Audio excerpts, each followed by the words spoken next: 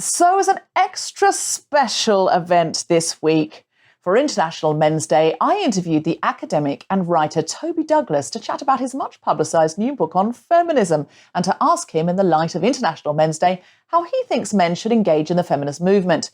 It was during this interview that I realised why he is known in many circles as the feminist fuckboy. So it's International Men's Day, and I'm delighted to be joined by... I'm just going to kick off and say I'm delighted to be on the pod because I'm a huge fan, Deborah. Deborah. What's that? My name's Deborah. Are you sure? I swear your email said Deborah. Yeah, I'm fairly sure my name's Deborah. I think that's been my name all my life, so... Anyway, I'm delighted to be on your pod, the Guilt-Free Feminist. It's actually called the Guilty Feminist? Oh, no. You shouldn't feel guilty about being a feminist. Feminism nourishes the earth, and between you and me, the work isn't done yet. And sorry, my tiny earring just got caught in my bamboo headphones, Deborah. Yeah, my name's Deborah with an A-H. Wow, you're fiery. I love how powerful you are in debate. You're making me nervous, Deborah. The feeling's mutual, Toby. Thank you. So, I wanted to ask, what inspired you to write your book? And That's a wickedly perceptive question. I did a one-year master's in gender, and when I graduated cum laude, I realised that this was the perfect time for me to write the complete history of world feminism. 3 weeks later, I'd written the total story, from Charles Fourier to John Stoltenberg via William Maloney. Oh, well, I'm glad you've completed feminism, Tony. Thank you once again kindly. So the book is a complete history of feminism, but it is in many ways a personal memoir about how I learned to overcome cultural misogyny, to embrace women of all sizes, from an 8 to hecka 12. Right, and somehow you've also managed to release a guide for men in the workplace to avoid taking up space in online meetings. Mm-hmm. How would you... Excuse me, Deborah. Sorry, you were just ever so slightly cutting in there. Must be a problem with the line. But yeah, something that just struck me. It's actually International Men's Day today. I said that at the beginning of the interview. Excuse me, Deborah. I think your Wi-Fi was down again there. My Wi-Fi's not down. I was explaining to you that you're a throbbing misogynist. How can I be a misogynist when I listen to Bon Iver? I know women can be a more emotional breed, but... We're not fucking border collies. Deborah, you must calm down. Oh, well, sadly, Tolly's Wi-Fi's gone there forever, and that gives me enough time to tell you about Choose Love, an incredible organisation. Hey, I'm back. Sorry, I think you muted me by accident. By the way, loved doing the pod. Dinner sometime? Deborah? You seem to have gone.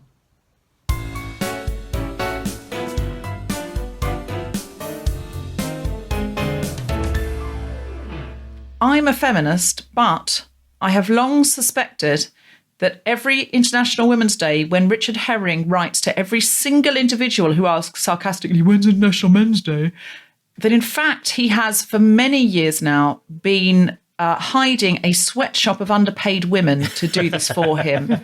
And they are in his basement. There's no way he could possibly have done all of those on his own. I truly believe he has just basically been eating chocolates while shouting down into the basement, keep going, November 19th. I can see one that you've missed one. You've missed a spot. Have you ever employed anyone, Richard Herring, to do it? I haven't. I don't think people say I should get bots to do it, but a bot can't distinguish irony. It can't distinguish the people who are joining in with knocking the people who are doing it. Neither can a woman, to be honest. People are doing it sarcastically. So you need to do it, and it needs to be a tailored response. You know, and it takes a man to be this funny. That's the thing. No one can be as funny. I couldn't have women do it. No. Well, maybe a male bot, a female bot, wouldn't have a chance in hell.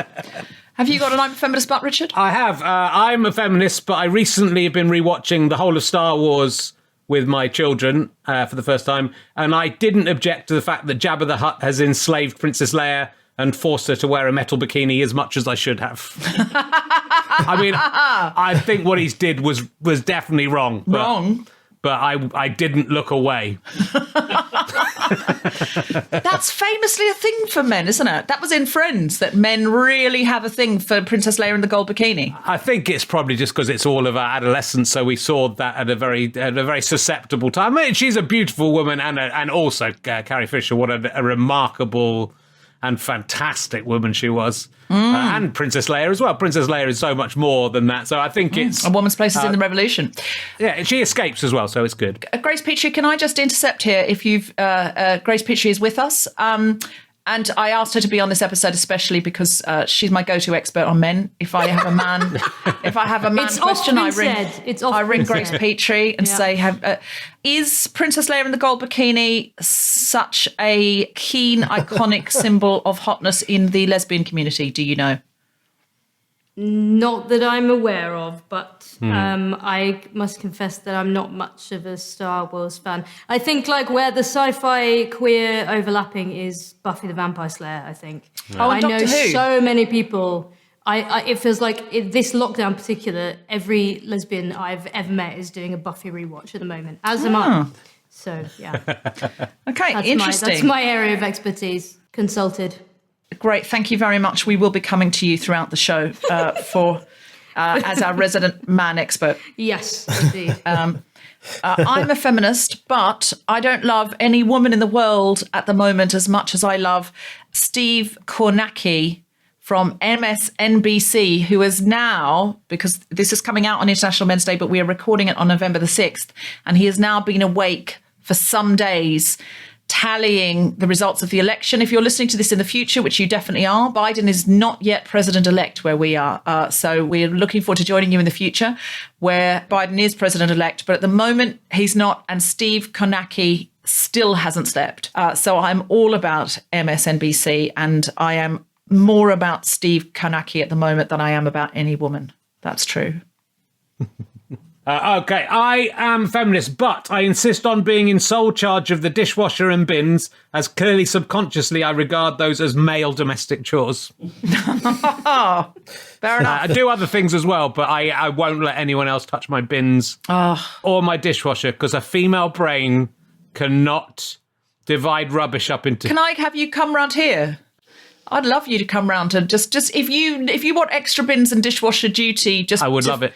To feel a little bit more of that testosterone revving through your body, you could come round here once a week, do my bins, do my dishwasher. Tom's got no interest in that. Well, you've got to do dishwasher. I mean, it's a 24-hour job.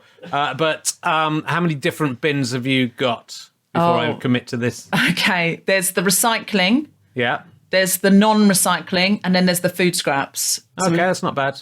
We've got 3. What should we have? Well, I've probably got 5. There's a recycling, there's a garden waste, which I'm... we don't have a garden.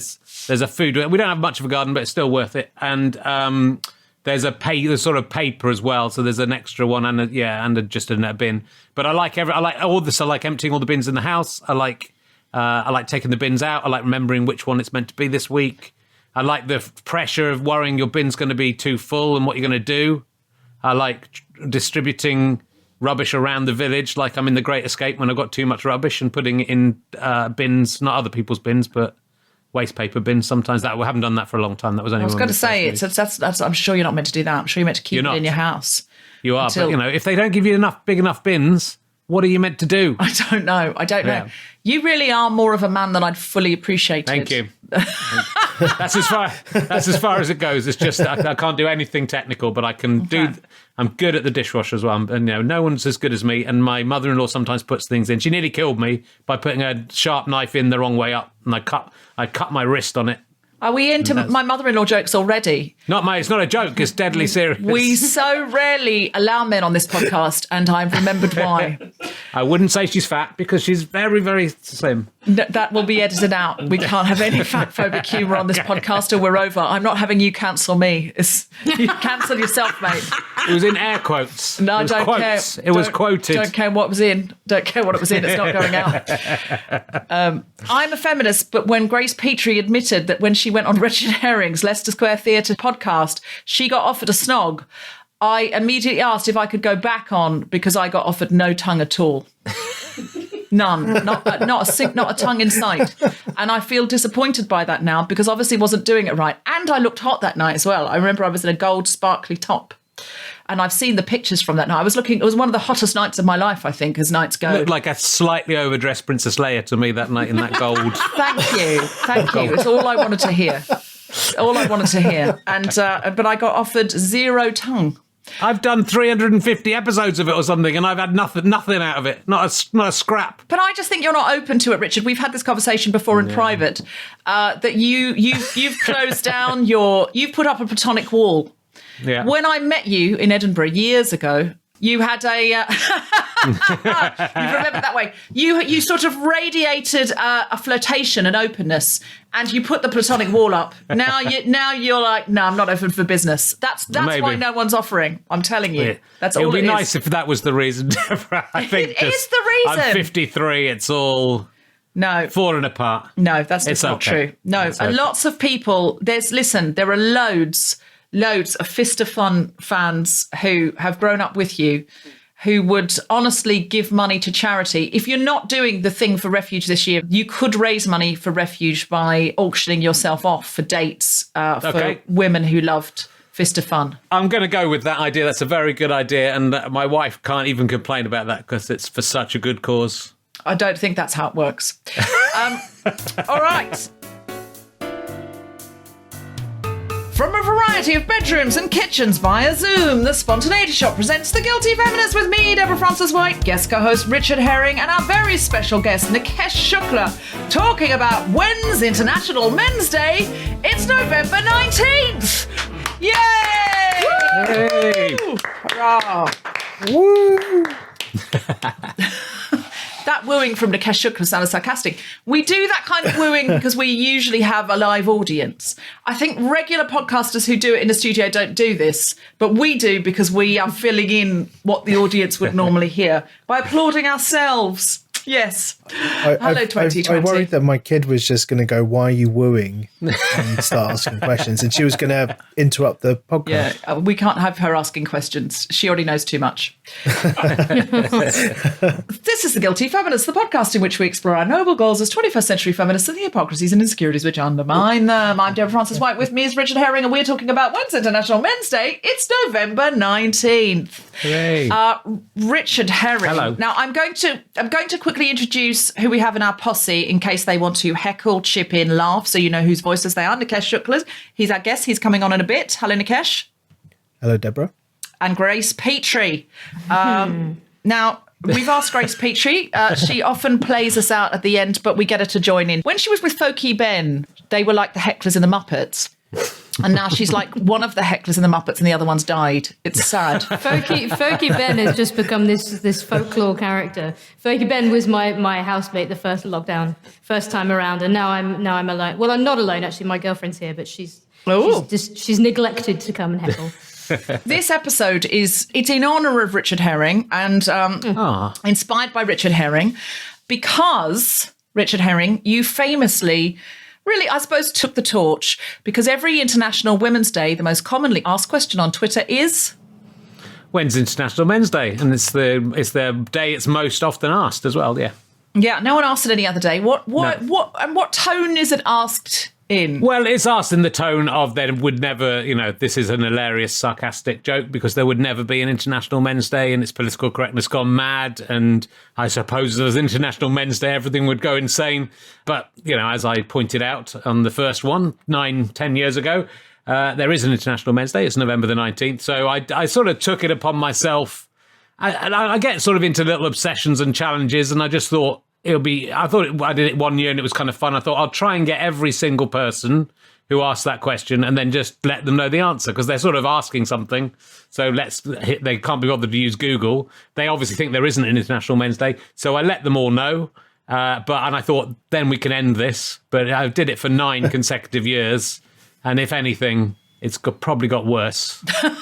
I felt like you were winning. But I think there might have been a point, and then I think actually, I mean, I talk about this in the book that I've written about it, but I think, when I started it, it was sort of quite funny, and it was almost a more niche thing, and then the stupid people have taken over the world, basically. So I think certainly in America, when America wakes up, it becomes a lot worse.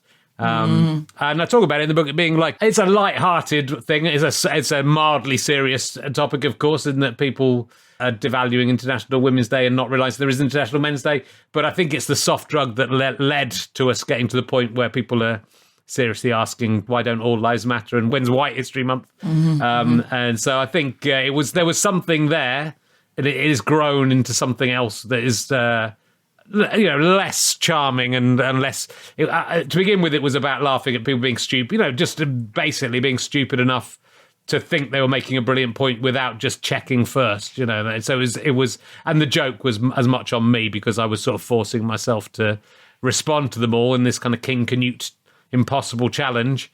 And then it's, I feel like in the last few years I've been doing it, there's a bit more darkness in the periphery of it. Both sides, actually. I mean, it was, and I talk about this in the book as well. It was, I annoyed both extreme feminists and extreme meninists who both felt I was devaluing their own days. And I have some sympathy with both of them, but I think most people kind of got what the joke was and understood that the joke was on me a lot of the time, but also that it was good to kind of try and corral off this section of the social media so everyone else could get on with celebrating International Women's Day. But yeah, I've always felt that the good point that you were making was you don't think to ask when your day is or do anything for it. And you don't know when it is. And that's because really all the other days are yours. You have so much representation, both in rooms of influence and power and on every screen you look at and, and the history of the world. So the reason you're asking the question on the one day that women get, and to be fair, International Women's Day is really a week now. I know that because I'm asked to do so many activities for it. And listen, I don't know how you cope with having all the other days, Richard Herring, because it's a lot. I find International Women's Day exhausting. I mean, presumably every morning as a man, you have to get up and go to a brunch where you explain what it's like to be a man, and you have to talk to other men about how you can better support them. Yeah. It's very rigorous, my International Women's Day week. Yeah. So, I don't really think I'd want to be a full-time man, if I'm honest with you. It seems like a lot of responsibility. It's a good point, but I think really, I mean, having written the book, I was always quite dismissive of the need for an International Men's Day as we started, and I thought it was like having an International Slave Owners Day. There's a reason we don't have that. But I think actually, and it's something I did, I guess, in my book, Talking Cock as well, is the realisation that men don't really talk about the important things. When you actually look at what International Men's Day is and what it's meant to be celebrating, it's not that bad, and I think men could do with it. So I'm going to dedicate my focus from now on into trying to get men interested in International Men's Day. But yeah, absolutely. When you tell them, in fact, one year I did a scheduled tweet to all the men who'd asked it on March the 8th, so that it would come on November the 19th, saying, it's today, what are you doing? You were so worried about it. That's funny. And nobody was doing anything, obviously. So even though when they don't want to know, no one asking that question seriously wanted to do anything about it. They didn't want to have an afternoon meeting at their work talking about what it is to be a man. Yeah. But I think actually, if I'm honest, Richard, I think men should maybe talk about the redefinition of masculinity a bit more. They because do need to. What it is to be a man is changing. Mm-hmm. And I think that's tough. I am sympathetic with it because if you've been raised to think you've got to, be brave and not cry and take responsibility and shoot for the stars and all of those things, and then suddenly halfway through your life, people say, all of that's wrong and you're not making enough room for other people and you're not, and actually you've got to show your emotions, but you've not been trained to do that. I think that is quite a challenge. And I think we do need to men, it's not my job to do it. No. I'm busy, but I think men need to make space with and for other men to have these conversations about the changing nature of masculinity and the changing expectations and projections on men. And I think that conversation needs to be held and had. Yeah, well, I think that's where the book went, and I didn't know where the book was going to go. It's a short book, and I thought, we'll have some fun with it, and we'll explain what happened. But then I'm asking 19 questions that men need to answer and think about, and it comes down to that. I think men are the only group I can think of who sort of embrace their stereotype, their negative stereotype, and sort of support it. Men are supporting the patriarchy, which for most men is a negative thing. Most men suffer because of the patriarchy. The people who succeed because of the patriarchy are the posh men who send everyone out to war and everything. And yet men will vociferously defend it. So I think it's just about having that conversation and nudging men towards the idea that equality means equality for everyone. So if they're on International Women's Day, they're complaining that men, have more mental illness, arguably, or, are involved in wars, or have a worse time in prison, have worse education in some regards. But if we have equality, all that gets sorted out as well. So men are very fearful of feminism. And, in the book, I talk about whether it's just because it has femme at the start that they're worried that if they support it, that makes them seem less masculine. I don't think so, because racism doesn't have white at the beginning, and white people are fucking terrified of that. So I don't think it is. I don't think if we rebrand it as humanism or equalitarianism, equalitarian establishmentism. Well, I think if we call them the equalisers, they might go for it, because it's based on one of my wife's comedy routines. It's about renaming hoovering as mega carpet warfare, and then men would be interested in it, But I think there's a discussion to be had. So although I really want to stop men just asking that question, and just on that one day, they can ask it whenever else they want, and they, and go for it. The thing is also, international days are not that big a deal. When you look into it, every day has something. Pancake Day, international. Yeah. There'll be International Drinking Straw Day. There'll be international everything. There's everything. There's a day for everything. So men get very babyish and upset about not having Google Doodles and the UN not recognising International Men's Day. It's sort of so babyish and pathetic that I think we need to address it. The rest of the men who aren't like that, these men make the rest of the men look bad. And I think it's our duty to try and sort this mess out, I think, really, and to help each other. So as we discussed, and when you came to talk in my audio book of The Problem with Men, so there's a lovely hour-long chat with you. I think it was meant to be 20 minutes, gang, but it was meant to be an hour. And, it's not... Was it? Yes. The longer, the better, because that's more content. But it's not up to women to sort men out. But I think men... it's a very simple message at the end of my book about there's very few things we need to do. And one of them is just, if you hear a man say that on International Women's Day, just say, look, stop doing this today. It makes us all look bad. Yeah. There is an International Men's Day. We actually get a month. We get November. If women find out about that, they're going to be furious when they find out. They only get a day or a week if they get a week now. So, it's about, I think... If we did get a month, though, it would be about waxing. I don't know. I want it. Yours would be about growing hair. Ours is always having it ripped off at the shaft with hot wax, molten hot wax. You don't want a day. You don't want a month of that. I don't want a month of that. No, you don't want a month of that. But yeah. So I think there's lots of positives that have come out of this, and I wouldn't say it's been enjoyable. It's been a sort of mini hell I've created for myself once a year. But sitting down and writing them during the pandemic and realising all the things about the pandemic and about this year that. And Trump and Johnson and all these things, the toxic masculinity and the effect it's having on everyone is, it's good to sort of pinpoint and work out just mild escape ways. I think all of this is it's moving things gradually, bit by bit, and hoping we move in the right direction. And that's what my book, which is just mainly for a bit of fun, has turned into having quite a serious theme running through it. But I think we can probably start to make a difference. All I want to do with the book is stop people asking that question on International Women's Day. But I still think simple and achievable goals, and even those can't be achieved, as it turns out. But you've done your best. Have you accidentally been wise, Richard Herring? Is that what you're saying? You tried to be funny and you accidentally were wise? Is this what happens in middle age? But it took me a long time because it took me a long time to realise, to think about it any more deeply than this is just funny to take the piss out of idiots making a bad joke. It took me ages to realise I could get people to sponsor me for doing, but I think by leaving it for ages, that's why we did so well with the sponsorship. So about 6 years in, I started asking people for donations to Refuge, and that sort of did very well, which that again made it very hard to stop doing. And I think, it was only in writing the book that I kind of managed to pinpoint all the real things I'd been thinking about it. I'd never thought of that. I'd never thought of that point that, November is popular because it's a celebration of men. It gets men go, oh, but International Men's Day doesn't get any publicity. You go, but Movember gets loads of publicity because men want to be involved with it. It's not a negative thing. It's not in response. Women are welcome to join in with Movember in whichever way they choose to, and it's not an exclusive thing. And it's about coping with those things that you say you're worried about. But all these guys say, oh, what about mental illness? What about suicide? But you don't see them doing anything on International Men's Day or any of the days for those issues that there are through the year as well. So it's a weird thing, and I do understand it is a knee-jerk reaction. It's men fearing that they're being challenged in some way. But if men are really that as confident as they claim to be about their lives, then they shouldn't be worried about competing on an equal level. You know, you can only be upset about equality if you think it's actually going to impede you. If you believe in yourself, then the idea, you know, for me, the idea of a level playing field in comedy is much more appealing. A, it's much nicer to have a variety of people around you rather than some white men who went to university like I did.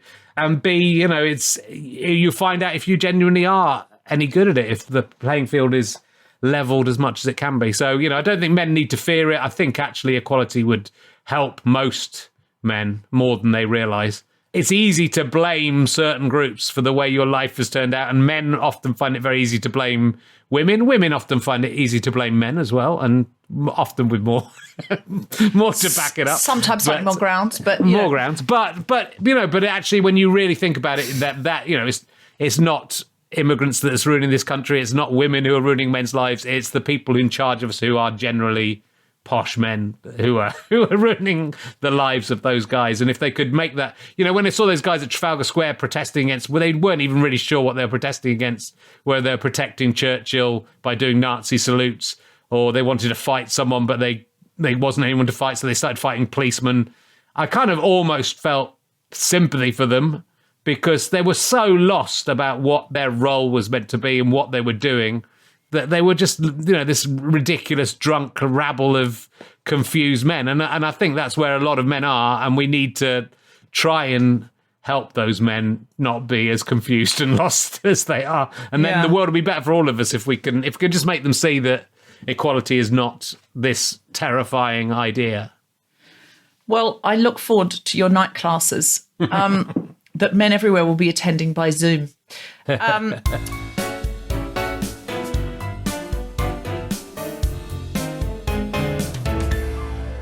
Please welcome to the microphone, Richard Herring. Woo! Thank you. Yeah. Oh, wow, straight to in front of an audience again. I was heckled by a dog the last time I was online doing a gig. It was great. Oh, well, Grace has got a dog today. That's still got There's a dog so I'm looking at a dog. And he hates your stuff, Rick, to be honest. He told me that before we started. Chapter 9 there's 19 questions in this book. This is the 9th question. Could I win a point if I played Serena Williams at tennis?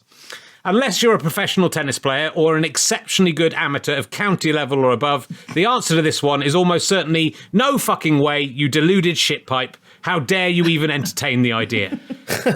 But according to a YouGov poll, 12% of British men who were asked, do you think if you were playing your very best tennis, you could win a point off Serena Williams, answered in the affirmative. 1 in 8 men think they could nick a point off the player who has won more Grand Slams in the Open era than any other player, including one where she was 8 weeks pregnant. Only if they were playing their very best tennis, though. They're not insane. You almost have to admire the confidence, you know, if it wasn't so utterly, thoughtlessly ridiculous. A further 14% of men said they didn't know if they could do it, which implies they think it's a possibility. Maybe they had to answer don't know because they were unaware of who Serena Williams is, or because they'd never played tennis, so weren't sure how good they'd be at it. Or maybe they'd just lost their fucking minds, like the 12% who thought they definitely could. That's 1 in 4 men who think they could definitely, or could at least might possibly be able to win a point against Serena Williams. Not 1 in 4 men in their 20s who regularly exercise. 1 in 4 men, including people like me, Christopher Biggins, the bloke who played Mr. Muscle in those adverts, and Prince Philip. I wonder which one of us would win the point. That's 4 men. Math says one of us probably can. Have 1 in 4 men ever even picked up a tennis racket in the last 10 years? Have 1 in 4 men ever played tennis at any level? I'm including swing ball. I suspect that most of them are thinking, hey, in a tennis match, any player is bound to serve a double fault or hit a ball a bit too long occasionally. That's where I'd pick up a point. I'm not crazy. Sure, that happens quite often in 2 to 3 hour matches Serena plays against professional tennis players. But if she's playing me or the bloke who played Mr. Muscle, I reckon she could probably take her serve down from its 126 miles per hour maximum to maybe 68 miles per hour, and I still wouldn't even see it as it whizzed past my head. Or, if I'd been showing off before the match about how I could win a point, repeatedly and violently into my testicles. You'd have to ask the bloke who played Mr. Muscle to find out if he thought he could do any better. I don't think she'd be very likely to double fault, even if she somehow contrived to make one single fault in the 48 points it would take her to beat me by 2 sets to love. It would only be because she'd been hit on the head with an anvil that had fallen from a passing helicopter. And maybe not even then. It wouldn't be advisable to rely on this eventuality, and it would look suspicious now I've written about it anyway. Especially if anyone checked my Amazon order history. But there are many reasons I could have bought that anvil. Oh, but look, what if I got my racket to one of her 24 serves and by luck it pinged off into a part of the court that she couldn't get to? That would probably work if she forgot how to move her legs. Luckily for her, it would never happen. I wouldn't get a touch. If you don't believe me, check out the video made by @It'sBlackCulture on Twitter. It shows Serena hitting some, by her standards, pretty tame serves to 3 fairly fit young men who clearly believed they had a chance of returning them. They do not do well. They swing wildly at nothing when the ball has already passed them. One of them is told he's making men look bad and he whines, "I know, she put some spin on it or something and it went further out here than I was ready for." Oh. All 3 men line up to cover half the court in the hope of getting a return, but Serena still leaves them flailing and dumbfounded. There's one moment of triumph when one declares, "I got a snick on it." I think he might have just hit the ground. I've watched a longer version of it actually since I wrote this, and one time that one of them does manage to kind of get it over the net, and then she just immediately smashes it into the ground and defeats them. Another fellow goes down like he's been hit by a sniper when one of those gentle serves hits him in the leg. And that's not surprising, is it? It's going at maybe 50 miles per hour, like a snail compared to her regular serves, but like a rocket ship compared to yours. I firmly believe that even with one hand tied behind her back, Serena could beat 99% of people on the planet. If you blindfolded her and spun her around a few times, maybe it would go down to 98%. So, are 12% of men overestimating their own abilities or underestimating Serena's? Or are they just assuming that because they're a man, they'd be capable of providing serious competition for a woman, even if that woman is Serena Williams? It'd be interesting to know if they thought they could take a point off Rafael Nadal or Andy Murray, but alas, they weren't asked about that. Only 3% of women thought they could win a point, with a still fairly high 10% claiming not to know, but that's 1 in 33 as opposed to 1 in 8, showing there are significantly fewer deluded women. Without knowing why these men thought they could triumph against Serena and whether they thought they could beat Nadal, it's hard to come to any firm conclusion, and just like with International Men's Day, it's fun to take the piss out of men with little self or general awareness. This kind of insane overconfidence is often thought to give men an advantage when it comes to applying for jobs, because men are likely to overestimate their abilities and women to underestimate theirs. But the answer to this problem is not to encourage women to become as comically overconfident as men. We want fewer idiots in the world, not more. Perhaps we could need to encourage men to accept who they are and which skills they have and which they should delegate. If businesses and countries are run by men with an overinflated idea of their own abilities and who refuse to acknowledge their limitations or the strength of others, there can be serious consequences for us all. So I go on to discuss the reaction to COVID after that particular one, which I think is fairly relevant to that a lot of the female-led countries treated it like a pandemic and a lot of the male-led countries treated it like a war. Thank you very much, Richard Herring. It's great. I am looking forward to reading that whole very funny book. It seems like a real page turner and so many great jokes on every page. It sounds like it would make a great Christmas present for everyone in your family. It'd be an awesome Christmas present, and for men and for women. It's a wonderful thing. Wonderful book. Can you, The Richard? Guilty Feminist.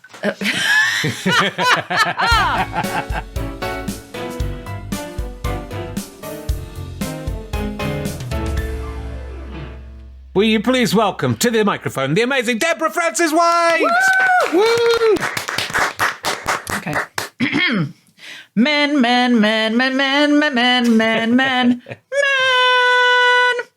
What even are men and why? Well, right now, on the day of this recording, the 6th of November 2020, in the year of our Lord, himself famously a man, we await the results of the American competition for Best Man. A woman tried to enter the competition last time, but lots of people said they couldn't put their finger on what it was about her that made her feel not enough of a man for the job of best man. They thought even the worst man in America would be a better man than the best woman. So they found the actual worst man in America and gave him the job for 4 whole years, until only just over half of Americans said, maybe we don't want the actual worst man in America to do the job. Let's choose again. Elizabeth Warren applied for the job, and although she was charming and clever and empathetic and didn't have any of the other issues that ruled Hillary Clinton out, was still decided by the nice, kind, inclusive, diverse, non-misogynistic half of the country that she just wouldn't be as good at being best man as a man, 7 years older than her, that sometimes looked as if he couldn't remember what he'd come into the room for. We are still happy about that man, though, just in brackets. We will take what we can get. Sometimes a woman is allowed into important man rooms if she promises to play the man way and keep guard at the door to make sure no other woman comes in. This makes sense.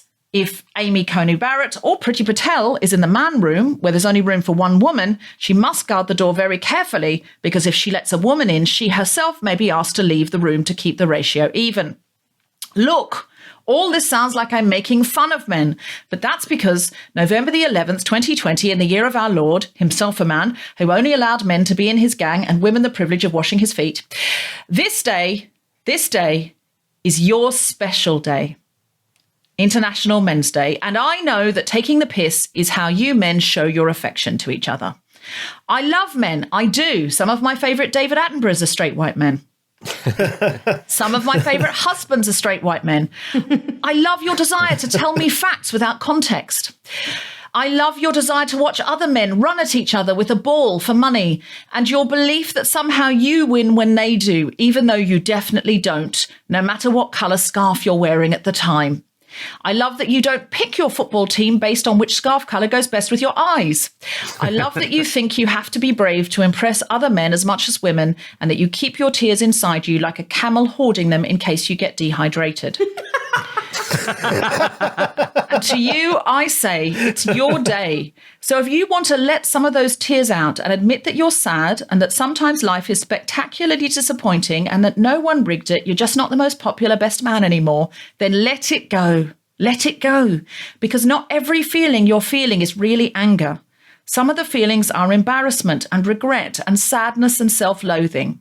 You can let some of those feelings out other ways, like tears and talking. And if you do, it might be a relief for you and everyone.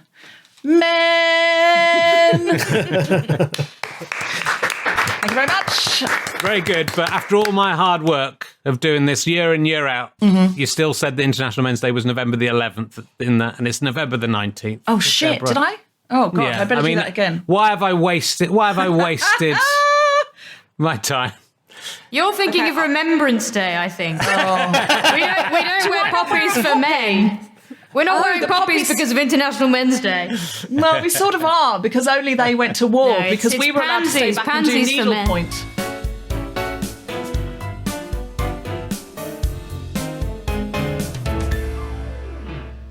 Hello, Guilty Feminist. This is Deborah. As you probably know, I'm sometimes asked to go to conferences and speak to people in business about things like diversity and inclusion, creativity, and how you can better include yourself and include others.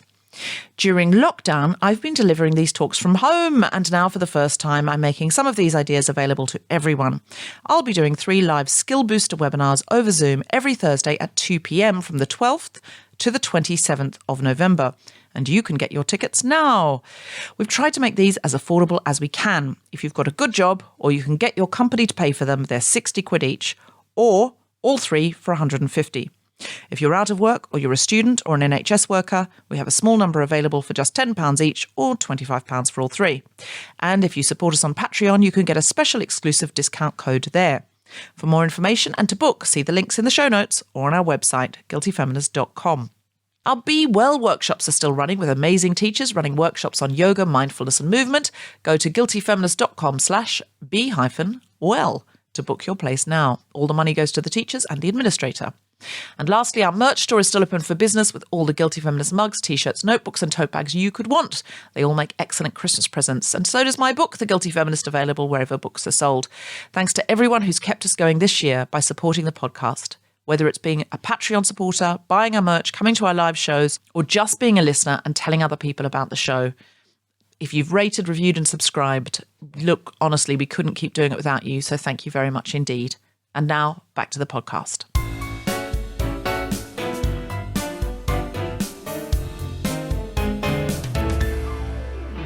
Our guest today is the acclaimed author of the novels Coconut Unlimited, Meat Space, and The One Who Wrote Destiny. He is also the editor of the essay collection The Good Immigrant, where 21 British writers of colour discuss race and immigration in the UK. And his latest novel, Brown Baby, explores themes of racism, feminism, parenting, and our shifting ideas of home. Please welcome the incredible Nikesh Shukla! Yay! Nikesh Shukla, you are a man. Indeed, I am. Are we doing this like a Dr. Seuss poem? Yeah. I am a man. Indeed, I am. Dad is sad. Sad dad had a bad day. Sorry. No, go. I mean, continue on. You're on a roll. I read your book, Brown Baby. It's not out yet, but I got one of those special copies that you get if you do a show like The Guilty Feminist ahead of time. And I thought it was absolutely remarkable. It's like a contemporary memoir. It's a memoir of the time you're actually living now. And it's partly about raising two brown girls in contemporary Brexity Britain and what that means. But there was so much vulnerability about your masculinity and about your place in the world that just really blew me away. And it's also very, very, very funny. I wondered if you would read a bit of it so everyone else had a bit of context before we talk. Yeah, sure. Okay, I'm going to read from a section of the book that is called How to Tell You It's Time for Bed. Fucking hell, go to sleep. Because each chapter is framed as like a question that I'm asking about being a parent. And this section is pretty much about like my friends who didn't have kids and their reactions to me having a kid. I was in London the day your mum, desperate for you to sleep so she could, started controlled crying a day early. I came to London to do an event about a project I'd worked on. The plan was to see a couple of friends for a quick drink after and then come home, tack on some normalcy, a pub, pints, bants, to a commitment I already had. And your mum said she was fine with me having a few pints because she, like I, was desperate to return to a degree of normalcy. And we should both be grabbing any opportunity for pub, pints, bants, or whatever we needed. You sleeping was step one in a return to pub, pints and bants. I found the pint super strange. I arrived 10 minutes late to find my two friends sitting at a table in silence. Hey, I said as they both got up to greet me. I cuddled them both and sat down. I picked up the pint that had already been bought for me and sipped from it. I felt my phone buzz. It was a text from your mum. Giving up, it said. I'm starting controlled crying. Shit, I said. We're having sleep problems and we're about to start this super weird, super straight sleep routine to break her. My friends giggled. One slid a pound coin over to the other. They giggled some more and patted each other on the back. I bet him £1 you'd mention your baby in the first 10 minutes. I said 20, said my other friend. They laughed childlessly about my concern for your mum back home, dealing with your inability to lie flat by yourself while I went to a pub, drank pints, had bants. Now, my friend said, you're not allowed to talk about babies for the rest of the evening, and we won't talk about football. Fuck these guys, I thought. What else do I have to talk about anymore? You came and changed absolutely everything. Now everything had conditions attached to it. Spontaneity had repercussions. Going to the pub instead of straight home had consequences. Having a job that takes me away a lot has an impact. I texted your mum. Wait till I get home, I'm leaving now. I figured, what was the point of staying? If I couldn't talk about the one thing I was capable of talking about, and my friends couldn't fill the awkward silence that left by talking about football. At times of crisis, you get to see a vision of who you are and who you can be. I didn't act immediately, I waited for your mum to reply. At times of crisis, I wait for your mum to tell me what to do, it would seem. It took her 20 minutes to respond. She was probably dealing with you. It just said, okay, thanks. I didn't see the text come in immediately. I'd left my phone on the table and gone outside to smoke what would be my penultimate cigarette. I didn't enjoy a single drag, but not being around my friends was enough for that moment. They were supposed to be my closest friends, and yet they had told me that the most important thing to me was boring. Not pub talk, not bants, not for pints time. I couldn't be here. I needed to be at home. Guys, I said, returning to the table, I'm going home. I'm needed. What the fuck, my friend said, standing up. Trust you to duck out when it's your round, classic. I'm needed, for reasons I've been told I can't talk about. They both made fun of me being passive-aggressive, but it didn't matter. Suddenly, none of it mattered. I knew where I needed to be. I needed to be home. I noted as I rushed to the tube that since we'd left London, this was the first time I was thinking about home as somewhere else. These moments where you get to see in a quick flash that you've grown beyond something you love are often uneasy. So many films we love are about people trying to return to their sense of home and comfort. They start from a place of stasis. Maybe they're happy with their lot in life. Maybe they've accepted it. Maybe they have a flawed vision of who they want to be. Often it's different from who they need to be. Maybe they just haven't realized who they need to be. Maybe they think they are who they need to be. Often an external event will force them to go unwillingly on a journey. All they'll want to do is get back to that flawed vision of themselves and the comfort blanket this offers. But as they come up against obstacles in trying to return to their initial status and people who challenge their belief in their vision, they change and they learn and they try a new version of life. And they grow and they get closer to that version of them that is who they are meant to be. When they return changed. Their version of themselves is now a dysfunction. It serves no purpose. They have grown beyond who they thought themselves to be. They are now who they were always meant to be, and this does not fit with the stasis we met them in. So nice, isn't it? How Hollywood and the classic hero man quest story of Star Wars and the Lord of the Rings and Napoleon Dynamite have drawn a neat little circle around that most universal of problems we all face. Be comfortable. Life disrupts your comfort. You realise that the comfort after a lot of trying and testing no longer fits. You need to grow. A baby is that external event, hurtling towards Earth in the form of an alien invasion or a ring that needs to be chucked into a mountain or a terrorist hostage crisis in the White House, or the fact that you're not even meant to be here today. You have changed everything. You are my trigger. I'm on a quest to become a better person, and in the Hollywood version of this film of ours, the moment I left the pub, the pints, the bants with my friends was a significant moment for me.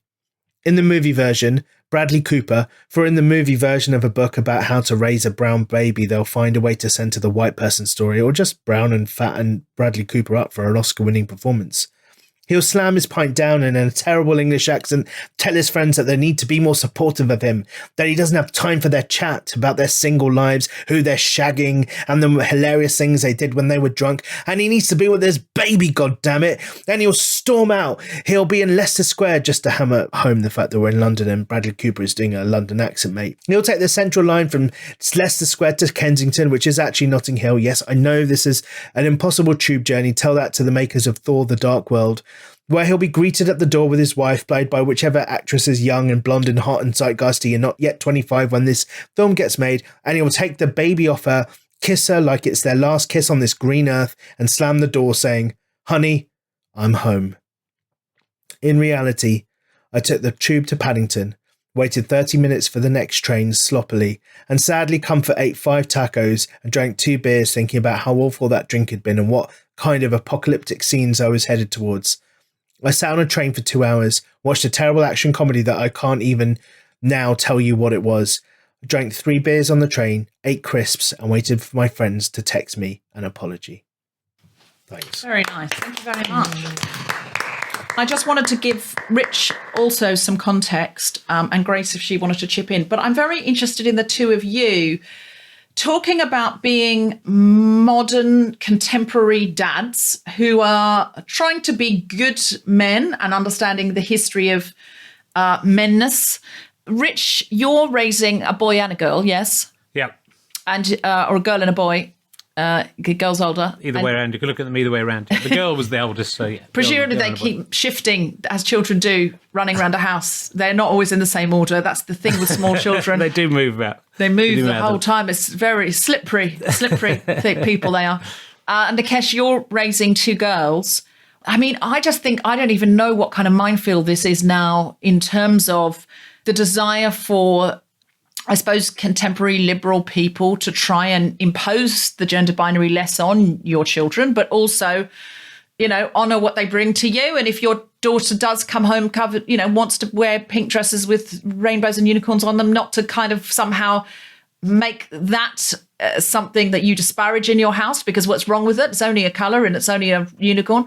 It's not necessarily something to be disparaged because it is traditionally thought of as feminine. So how do you both... Can you just talk to each other about this? Because I'm interested in hearing this conversation. I mean, Deb, you are saying this as someone who is not currently in a house that is covered in unicorns. It's a unicorn-free zone here. I don't have any children. I have cats, but they're not interested in unicorns. They've never requested a unicorn. Maybe they're pining for one and they don't know how to tell me. I don't know. But yeah, Richie, is your daughter very femme?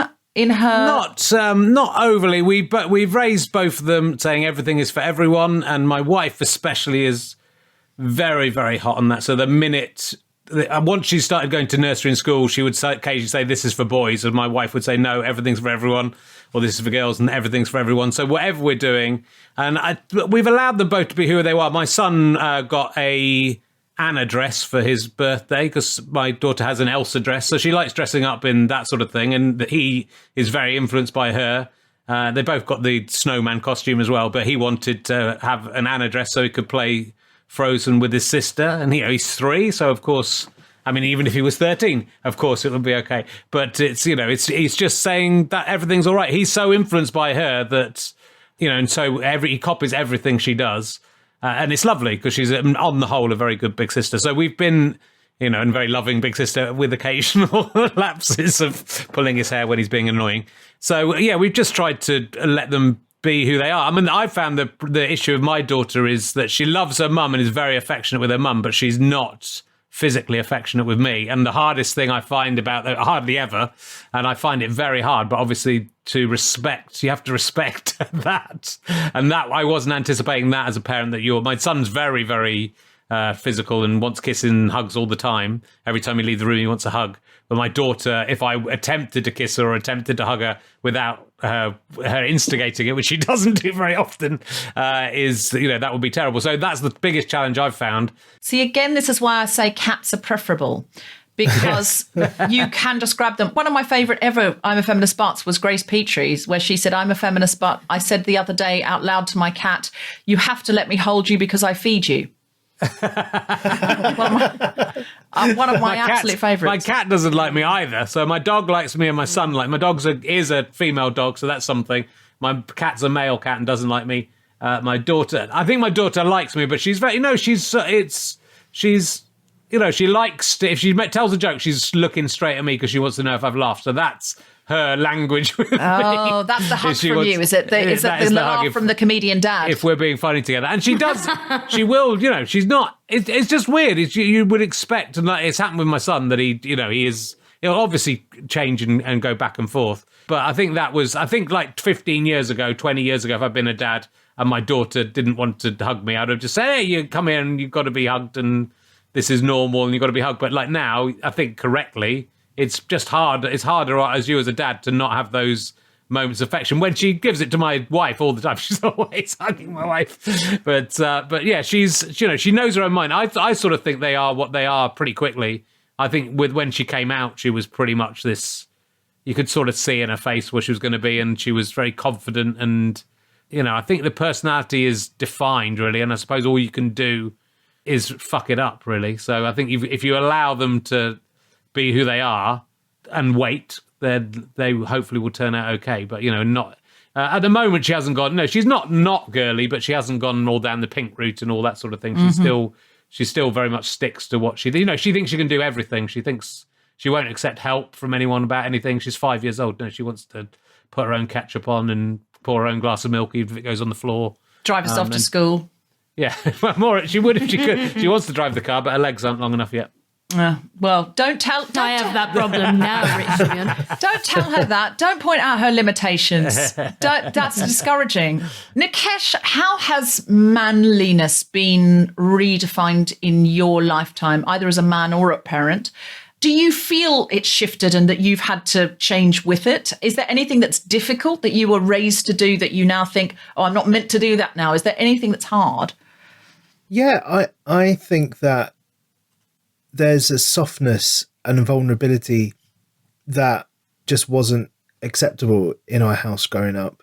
I was the eldest son of lots and lots of sisters, and my dad was always at work, and I kind of had to take on the mantle of being the guy, and the guy who kind of had lots of time was an opportunity was presented to me as the eldest and as a son. And the thing that I've noticed having kids is actually the ability to be soft and vulnerable and also admit to making mistakes has been really, really important, because I grew up in a household where my parents would never admit to making mistakes. They would never admit to shouting at us because they were hungover or being grumpy because of some Nazi on Twitter was telling them to go home or what have you, or whatever reason I take out of my kids. But like the space to admit that I can make mistakes has been a really important thing to me, because I don't want to present myself to my children as infallible, because that way madness lies as well. But generations of parents have done that, really. I don't remember my parents. It wasn't a thing that your parents apologised to you if they lost it, you know, and actually you did get the feeling it wasn't really about you. It wasn't a thing that I think happened very much in that generation. Is there anything, Rich, that you feel you've had to shift or change? Like you said, like if you'd had kids when you were younger, you may not have known about the like physical boundaries of consent when it comes to sort of, you know, this well-intentioned dad cuddle and kiss, but actually if they don't want it, you know. And are there any other ways in which you've had to change as a man, or notice the world around you changing and you've had to kind of fit into that change? I think not exactly. I mean, I think I'm lucky that to be a bit older, and I'm glad that I've left it later to have kids, because I think I'm sort of much more sorted in myself. And I'm sort of, I think because I'm happy in my own skin now, which I wasn't in my 20s and 30s, I'm confident enough to be who I am as a man, and I've not really, but I never, you know, I always confused me that men were meant to be a certain way, and I didn't feel I was the way that men were supposed to be through my school days and my, you know, being younger, because I'm not particularly aggressive, I'm not particularly practical, I'm not good at or interested in, you know, cars and all that sort of stuff that's supposedly what a man is, and it confused me that, you know, men were You who were play good snooker against yourself, though, don't you? I am getting excellent at that, but that's not particularly manly to play snooker against yourself on a 6x3 snooker table.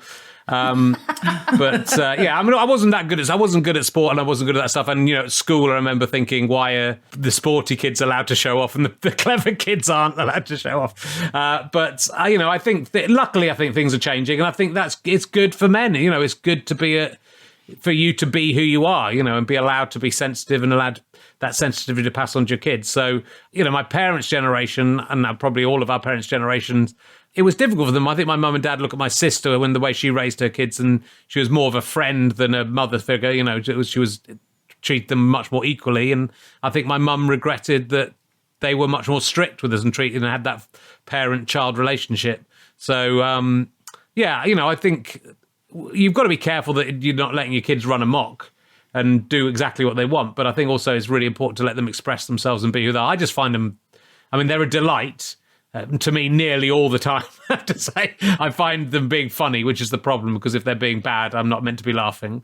And, but, you know, I want them both. I mean, you know, they are both really funny. And I think you just appreciate more as an older dad. You know, it's just sit and look at them in the morning, and it's just sort of I don't understand where they came from or who they are, but it's nice to have them here. Nikesh, if you could change one thing about being a man, one or two things about being a man in the way that men have been shaped by society, what things would you change for the next generation of men? I'd want to address the fixed position that men tend to operate from. I think so much of the resistance that Richard is talking about in his book, and so much of the kind of the resistance I find whenever I'm talking about issues around race is that, you know, and it is overwhelmingly men who I catch the ire of. They operate from this fixed position, and they have this certain lens through which they see the world, and find it very different to appreciate that there are other lenses through which we can see things. That, you know, Richard and I both are men, but we won't have seen the world through the same lens, you know, for many socioeconomic reasons. Like, you know, I'm not white. Richard didn't grow up in London. I grew up in London, you know, but there's an age difference as well. Sorry to bring it up, but I am 60, and, you know, it's going to be okay. You told me before you were a big fan of Richard when you were at school. Yeah, well, I would totally go on a fist of fun date with him. if that auction happens. That's my problem. That is what I would have on my dates. Not that that's necessarily a huge. You could do a lot worse than Nikesh Shukla. You'd be lucky to go on a date with Nikesh Shukla. Charming and entertaining, handsome. Can I put that on the front of the book? You could do a lot. Deborah Frances-White, the Guilty Feminist. Yeah, absolutely. Literally anything I've said in this podcast, you can put in the front of your book. Yeah, I think that Lawrence Fox question time thing is a really, really good example of this, where, you know, he took umbrage with the fact that he was being called what he was, and that might mean that the way he views the world might be different from someone else's. And his it would appear, has turned that into a very lucrative career. But that is the thing that I would want to change, is that we don't all see the world the same, and that's okay. Mm-hmm. And, the idea of being a man or being a woman, it's a very broad thing that we share certain things, but we're very different, all the way. And I think men and women are more the same than we really admit. I think a lot of men and women are pushing themselves towards the stereotypes in order to appear more masculine or feminine, but a lot of people are trying to conform to a stereotype. And I think, we're all on many, many spectrums. And that's why it sort of feels weird. When you weren't a particularly masculine man, it felt like, I still make jokes, if I'm a man allegedly, or no, thanks for noticing. When you understand that it's just a broad definition based on, gender and whatever, and that you can be whoever you want, the world opens up. And I think it should be liberating for everyone to realise they can be who they want and they don't have to conform. I think a lot of men just conform to what they're meant to be doing in order to impress whoever that kind of alpha male is in their life.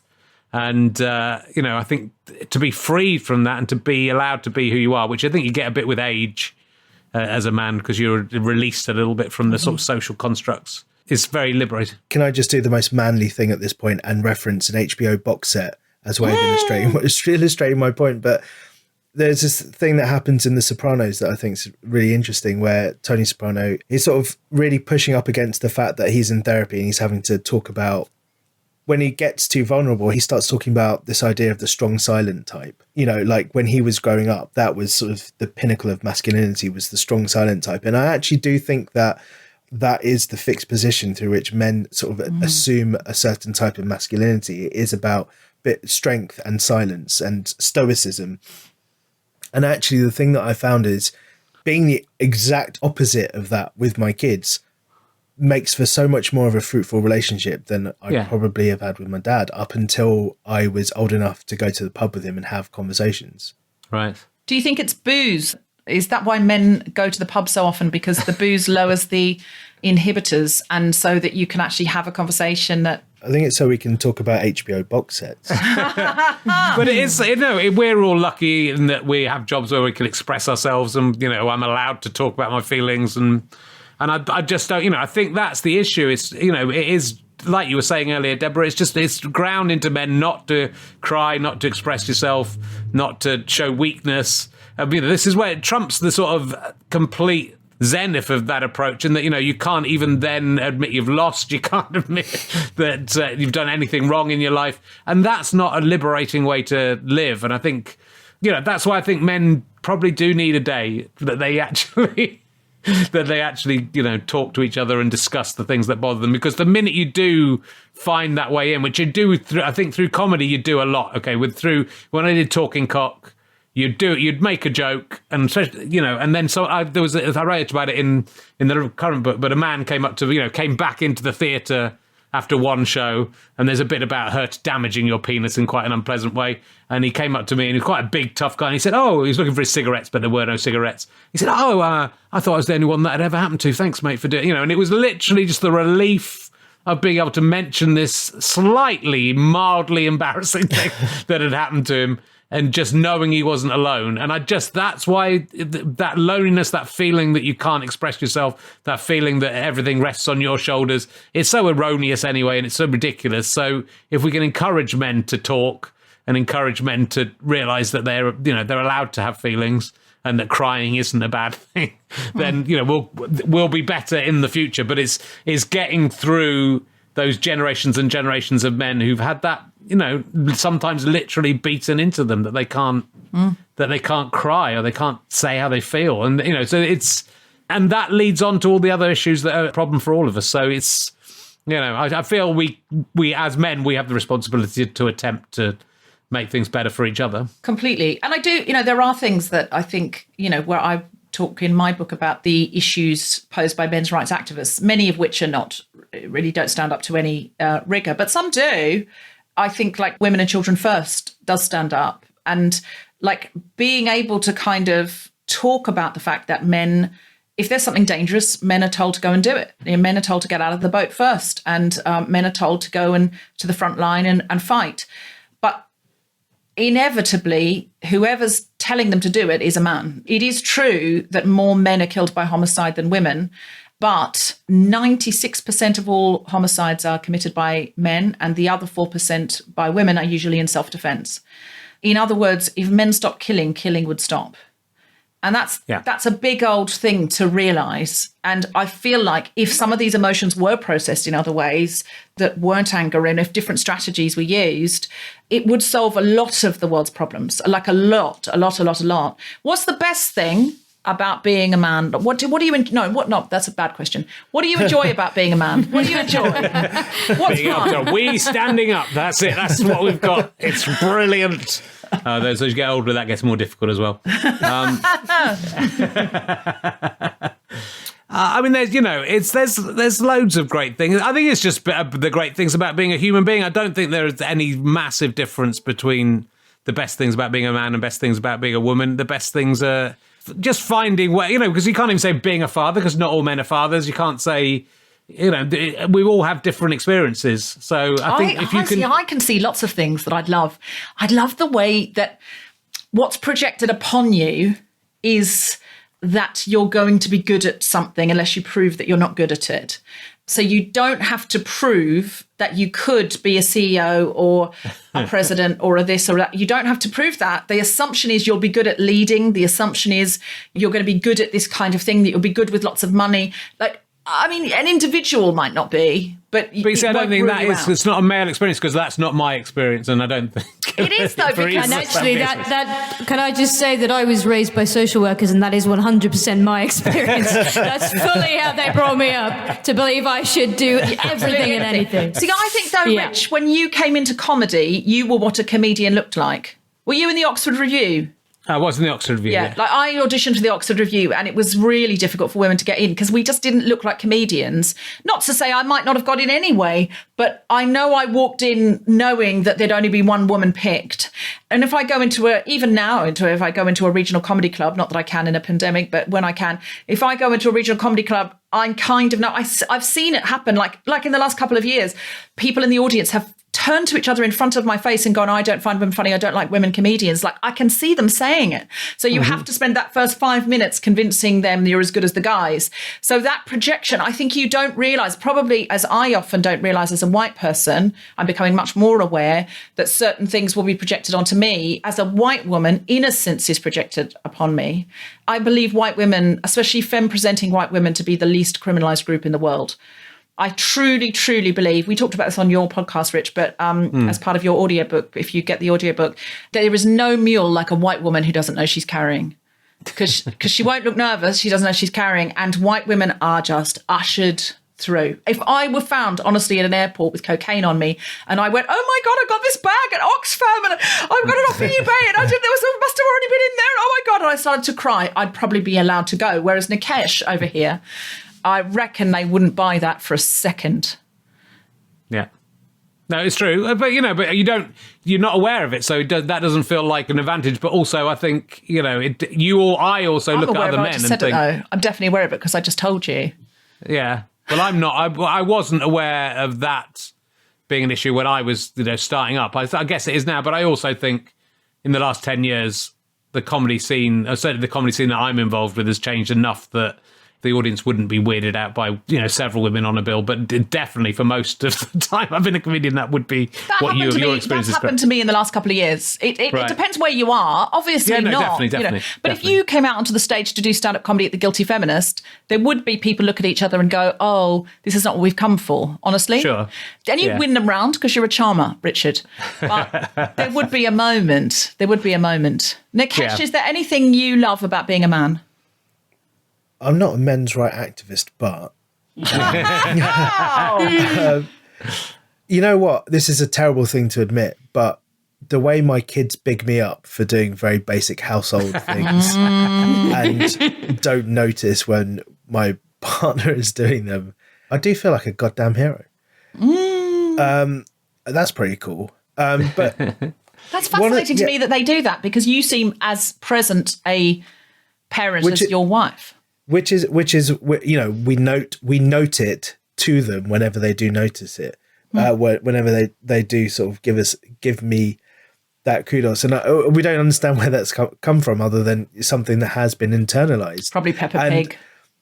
Yeah, The thing that I'm learning more and more as I get older, and and I think this is something that I've noticed happening in lockdown, like, being in one place and being in one place with a lot of my male friends in one place is kind of given us this space to have much more intimate relationships with each other in terms of how much we're sharing, whether it's on, little Zoom things or in WhatsApp groups and stuff. And one of the things that I've really, really appreciated is understanding that my discomfort does not trump anyone else's humanity. And I think so much of what causes men to react angrily or causes them to react badly is this sort of deep fear of getting stuff wrong.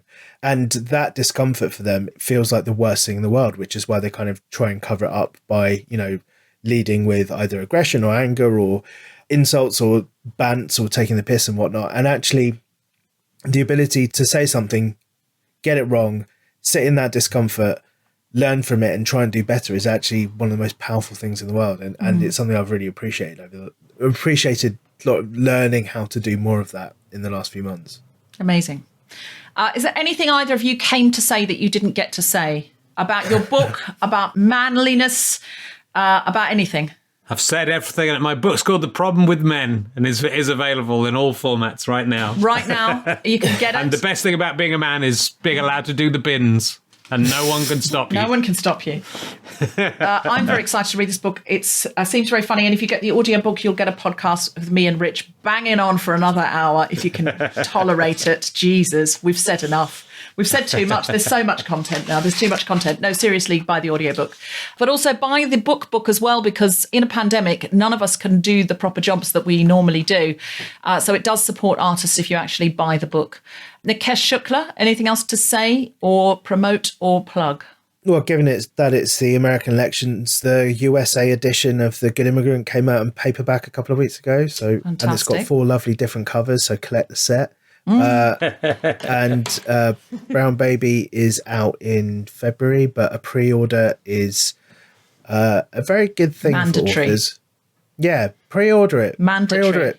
Yeah, because I think you'll really like it. It really compelled me, and I read it almost in one sitting, and I kept texting Nikesh little bits that I found particularly poignant or funny. I laughed a lot and I cried, and it did make me think as well. It's all of the things you could ask of a book and a few more. Brown Baby, pre-order now.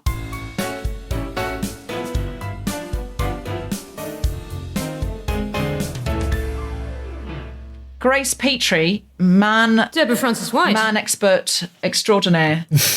Can you please tell me, before you sing your song, what is it that you don't like about men? What's put you off them?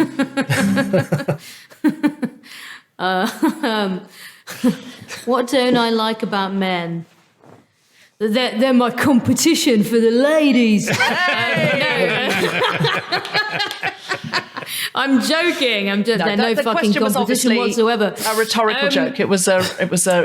Yeah, it was a rhetorical joke. I wasn't really asking. I was about to direct your listeners to my extensive book titled "The Problems I've Got with Men." No, I'm joking.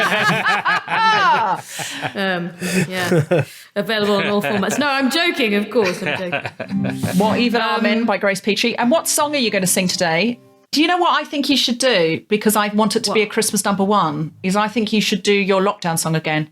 Because it's... Really? 100%. Because at the moment, everyone's having it's not out, you see. So everyone's just having to play the last bit of that podcast. So I would do that because I think it's going to be... we want it to be Christmas #1. That's our campaign. Thank you. So this is a song about lockdown that I am begging Grace to sing again. Okay. Nikesh, have you been enjoying lockdown? I didn't love lockdown. Okay, well, you're in it again. This song is going to see you through. Rich, this song, if you've been thinking, oh, fuck, how am I going to do this one? Yeah. 2 small kids running around a house. This song is going to get you through. Oh, that's crikey. Thank you. That's very nice. It's so good, no man could have written it. That's what I'm saying. That's the real title of my book.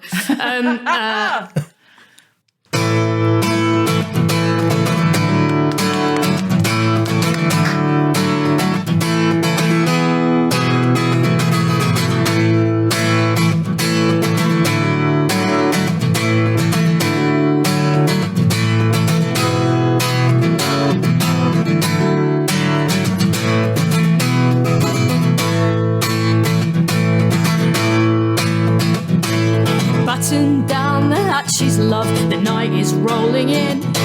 The clouds are getting darker and you're scared of what they bring. And you are searching the horizon for some sign, some little spark of morning that will chase away the dark. Heavy was the winter love and what's become of spring. This demon came and got its claws in every little thing. Now there are miles and glass and distance that are keeping me apart from the beating of your strong and steady heart. And if it sinks, my darling, then just fill your lungs and think of when you'll be in my arms again. There's a storm here to weather, the thunder's coming near, louder than ever, and we don't know where to steer. And though we can't be together, no matter what, my dear, I will love you forever, and we will dance again next year. I will love you forever, and we will dance again next year.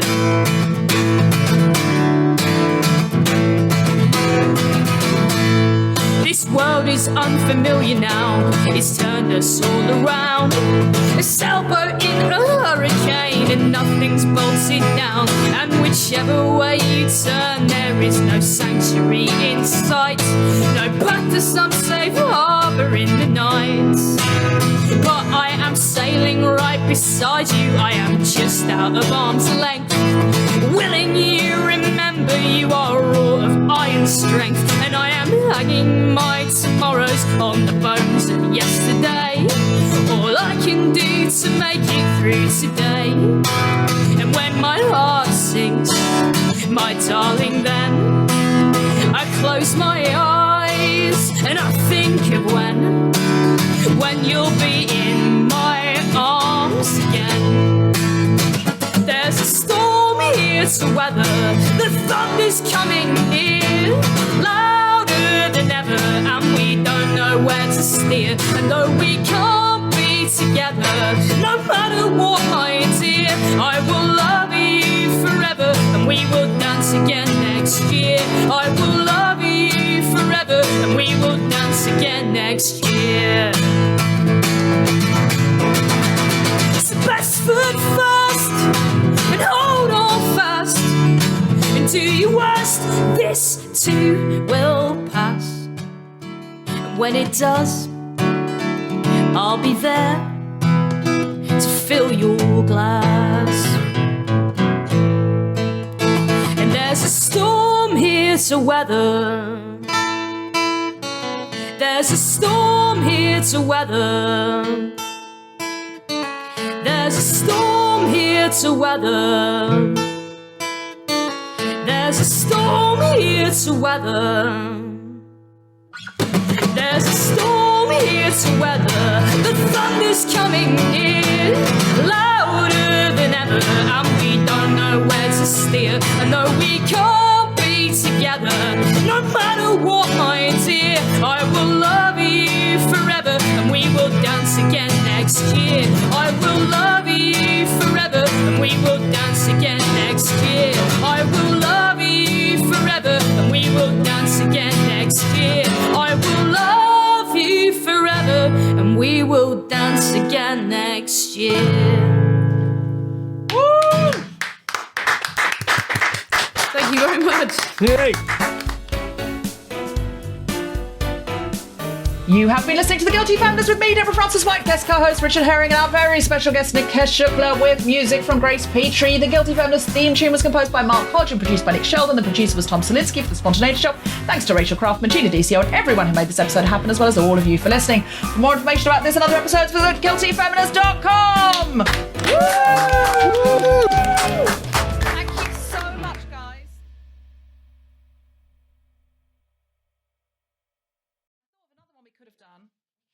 We could have done that Taylor Swift one where you sing. Did you get that? Okay. Yeah, it was amazing. It was amazing. Yeah, cool. I did think of another one we could have done. I can't listen to you while record at the same time, which is quite annoying. But No. yeah, we loved it. Thank you. I realised we could have done the Taylor Swift one where you sing the song that she wrote as a boy. I could have done that one. Yeah, We could have. We'll do it another time. I love that one. Maybe you know we'll do it for what? our So patriarchy. I did a cover of this. So Nikesh and Rich, what most people know about me is that I have been planning for some years to end up married to Taylor Swift, and I did this cover on Instagram of one of her songs, and it made the gay news. It made pink news, and there was a headline. That I had a picture of Taylor Swift and a picture of me. And I just found out today, because I went to Google the name of my first album, which begins with a T. And one of the first results, when you type in Grace Petrie T on Google, it's Grace Petrie Taylor Swift. So I'm getting closer towards my eventual goal of ending up married She to Taylor hasn't yet Swift. commented on this cover, though.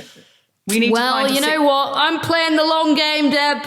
I'm playing a very, very long game with Taylor Swift. Between us must have a link to Taylor Swift. It'll happen. You think so? Yeah. Well, she's like twice as tall as me, literally. So we've got some that'd obstacles work. ahead. Just between us, I'm becoming new best friends with Harry Styles' sister. So Wow. I reckon, because she's making a podcast about doing good things in the world, and she's asked me to be a guest on it. And I realised she's been following me for years. I didn't realise this. She's got 6 million followers on Instagram because she's Harry Styles' sister, but she seems like a good person. So I'm going to do her podcast very soon. Obviously, I'll be hanging out with Harry Styles.